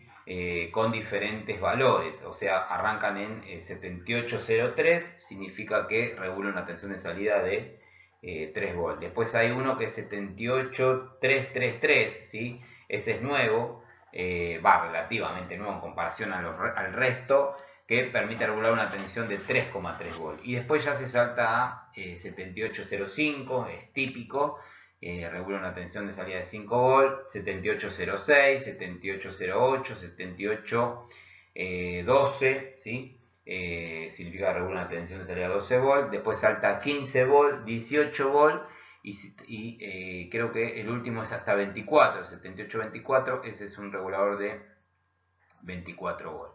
Es decir que hasta ese valor se puede llegar a obtener tensiones regulables fijas. Lógicamente, para regular esa tensión de 24 volt a la entrada tiene que tener una tensión superior a 24 volt, ¿sí? Siempre la tensión que va a tener a la entrada debe ser superior a la tensión que voy a regular. Como les dije, básicamente tienen tres terminales, un terminal de entrada, ¿sí? In, un terminal de salida out, ¿sí? Y un terminal intermedio que es la tierra o GND. Por acá ingresaría la tensión de entrada B, lo que ustedes sacaban desde el capacitor. Bueno, evidentemente desde el capacitor que entregaba la tensión de Ripple, bueno, acá va colgada esa tensión, que a su vez se colocan dos capacitores más, pero que esto está indicado por hoja de datos propiamente del regulador. Son capacitores que permiten que de alguna manera eliminar la componente de alta frecuencia, ¿sí? Por eso lo ven colocados a tierra, ¿sí? Lo que hacen es no permiten pasar la componente de alta frecuencia, y todas las componentes de alta frecuencia las van hacia tierra, ¿sí? Imagínense ustedes que son capacitores de tipo por lo general cerámicos, de valores muy chicos, ¿sí? Que por lo tanto estos capacitores lo que hacen es comportarse a frecuencias elevadas, ¿sí? Prácticamente como un cortocircuito, y lo que hacen entonces es hacer que la tensión, como les digo, no tensión, sino el ruido de alta frecuencia se vaya a tierra y no ingrese al regulador. Esto se hace tanto en la entrada como en la salida. Como les digo, por ejemplo, si ustedes acá a la salida quieren salir, lo escribimos, ¿no? Por ejemplo, con 5 volt, ¿sí? 5 volt que quieren regular. Acá a la entrada tienen que colocar una tensión superior a 5 volt, y creo que pueden poner hasta 35 volt a la entrada. Ahora, o sea, soporta el regulador que ustedes le pongan 35 volt, pero imagínense ustedes que si están diseñando, ¿sí? Una fuente en la cual quieren tener una tensión continua, ¿sí? De 5 volt, no tiene sentido tener a la entrada 35 volt, por más que el regulador lo soporte.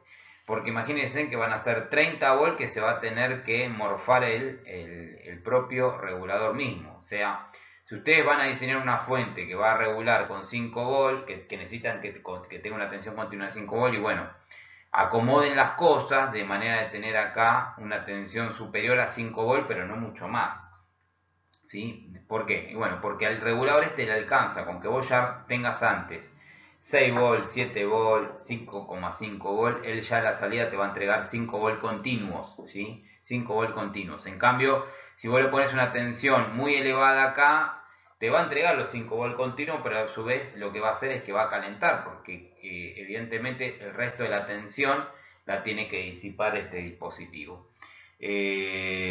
Bueno, como les dije, los capacitores C1 y C2, por hoja de datos del propio 7812, que es recomendación, ahí van a venir los valores que tienen que colocar, pero son capacitores de pequeños valores para poder eliminar, como les dije, las componentes de continua. Quiere decir que entonces con este tipo de regulador ustedes van a poder tener una tensión de continua y positiva fija a la salida.